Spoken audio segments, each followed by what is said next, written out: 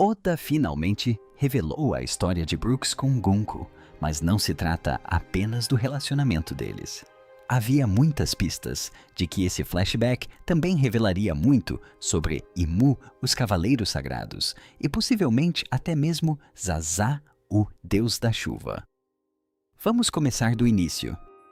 Vemos que a luta entre Loki e Imu continua, e Oda segue dando mais dicas de que Imu é o mais forte do universo, já que Loki o descreveu como a criatura mais resistente que já viu.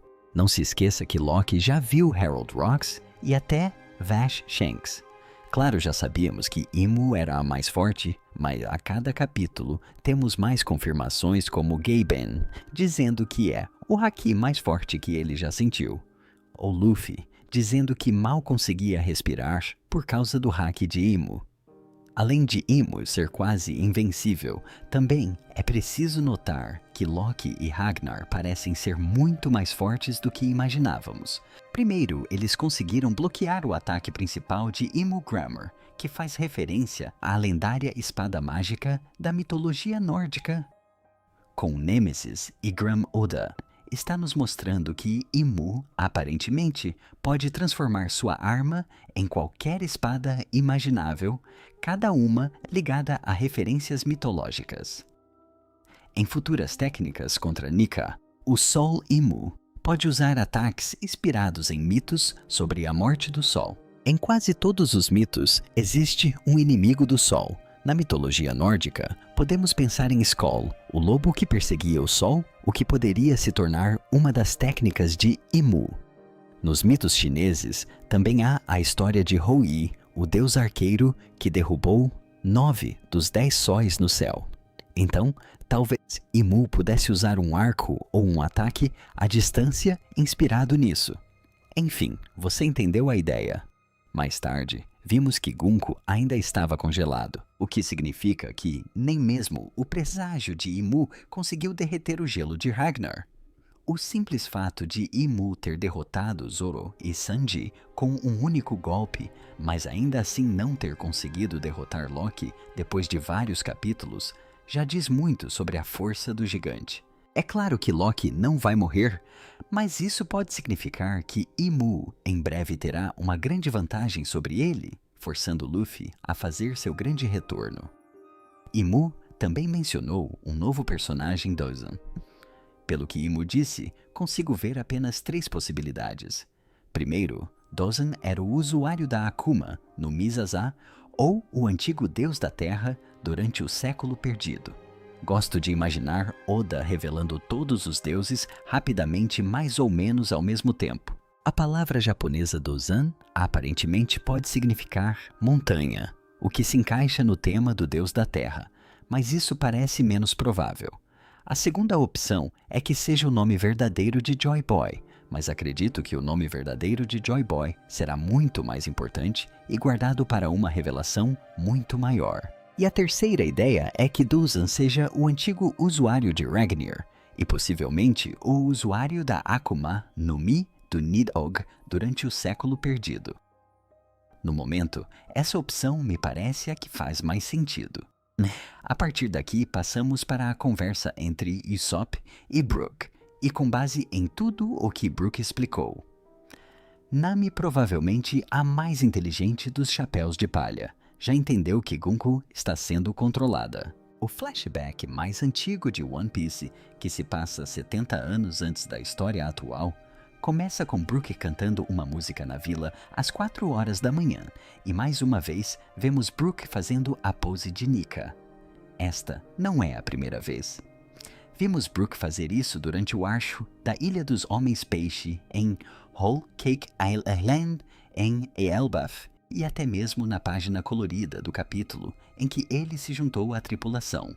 Brook sempre foi importante, não apenas como membro dos Chapéus de Palha, mas também por causa de suas habilidades espirituais, por ser Sakei e por sua conexão com Gunko. Daqui explicarei o porquê. Neste capítulo também vimos os pais de Gunko e ambos parecem extremamente importantes. O pai de Gunko se parece muito com Barba Negra e Rocks.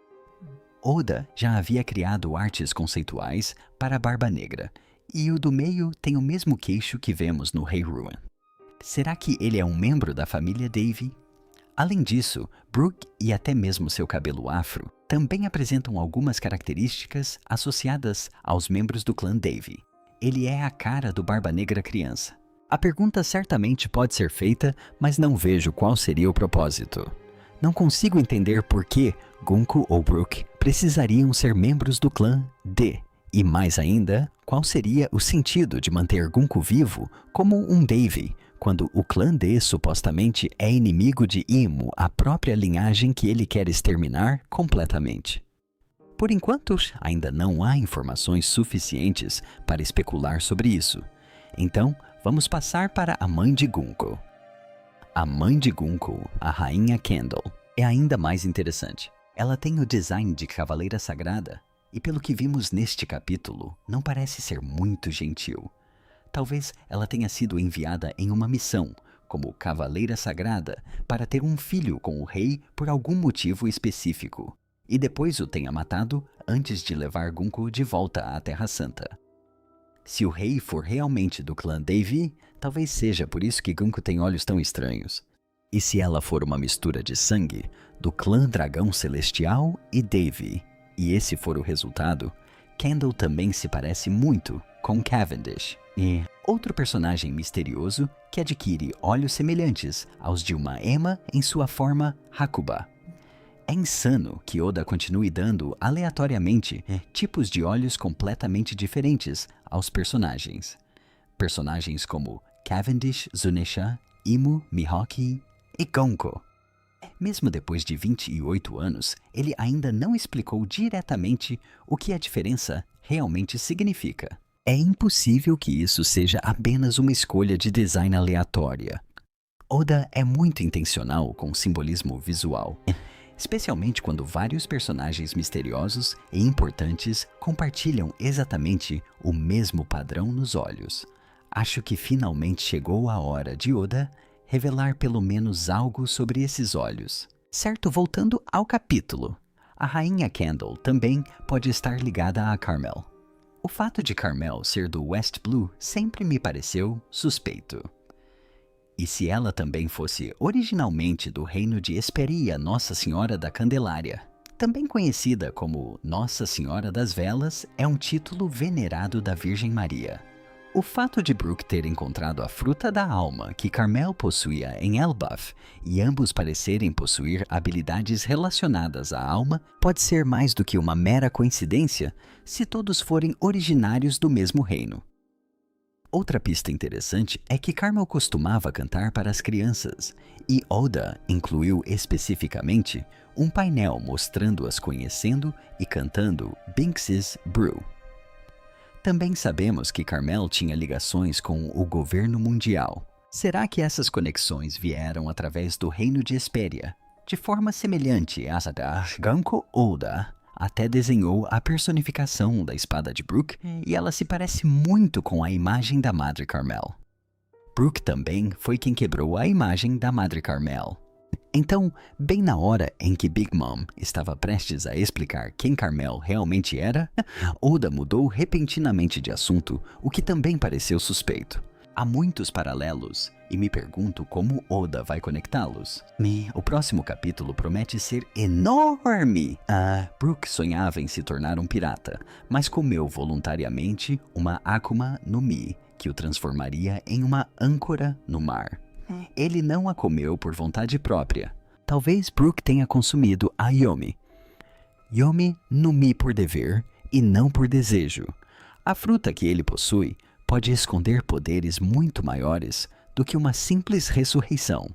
A fruta pode ter pertencido ao reino de Hesperia ou, de alguma forma, ter ido parar lá desencadeando uma das caçadas do governo mundial.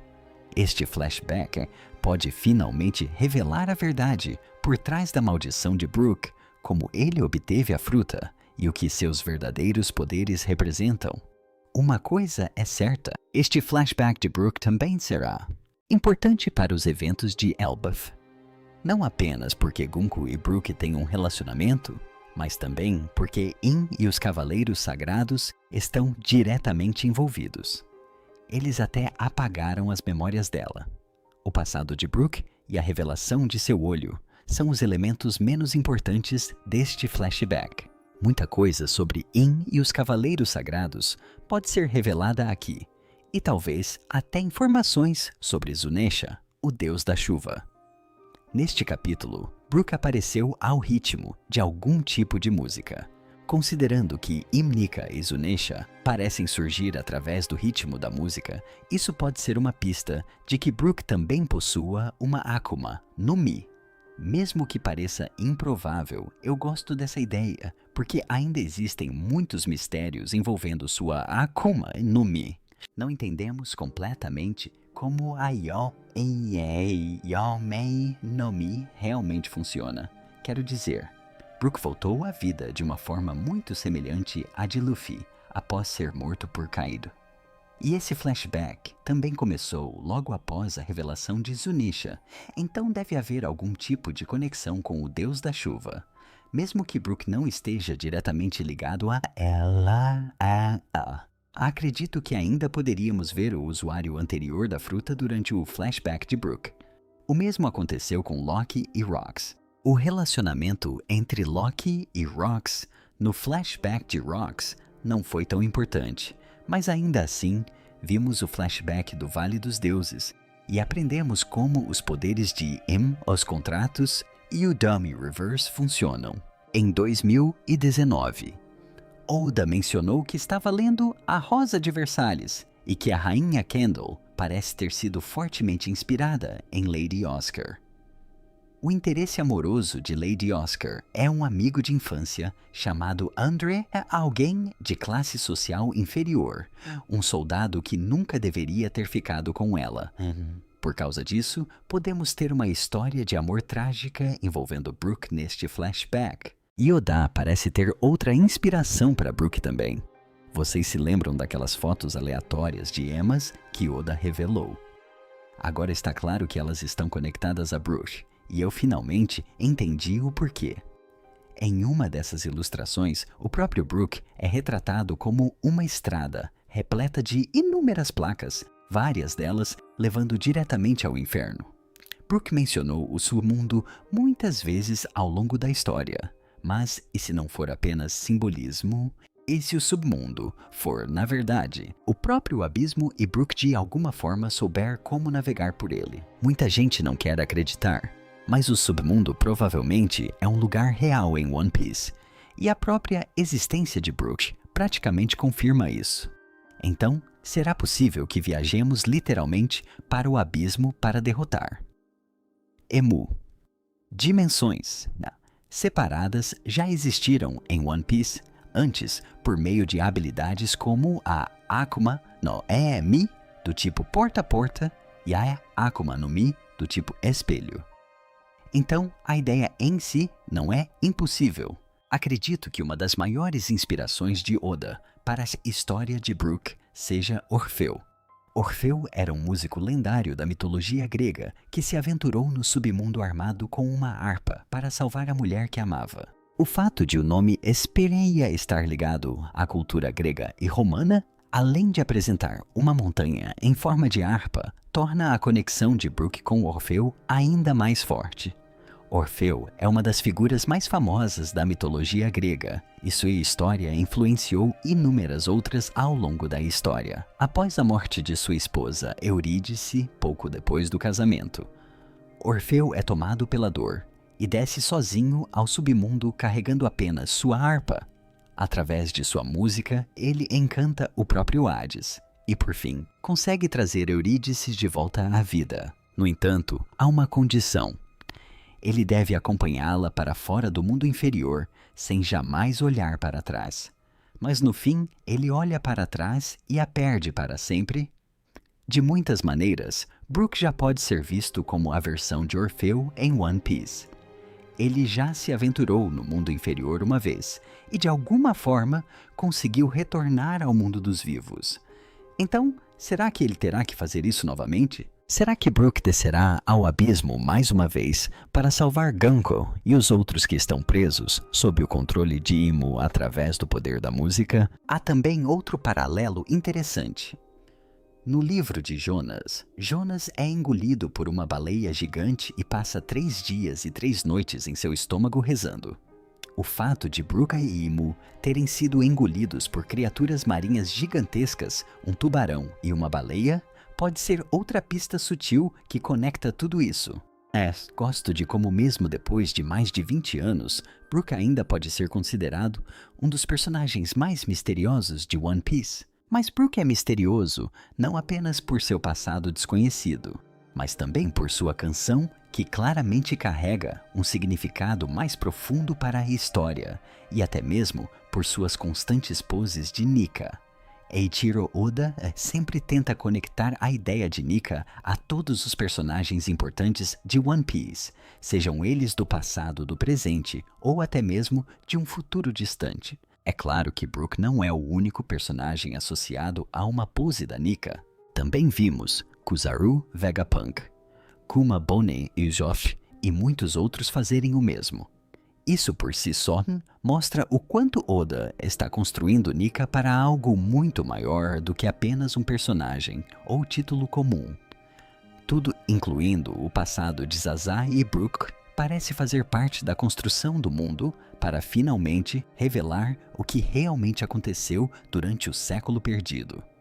Apesar de tudo isso, ainda estou ansioso pela revelação de Imu durante o flashback do século perdido. Estamos falando da história de um personagem que derrotou o próprio Joy Boy, destruiu sua aliança e governou o mundo por mais de 800 anos. Qual poderia ser o motivo? Sinceramente, espero um dos maiores flashbacks da história de One Piece para Imu, porque duvido muito que Oda criaria um vilão final tão lendário apenas para lhe dar um simples triângulo amoroso ou uma história comum. E antes dessa revelação, você pode assistir a este vídeo sobre o único homem que sobreviveu a Imu. Obrigado por assistir. Até mais.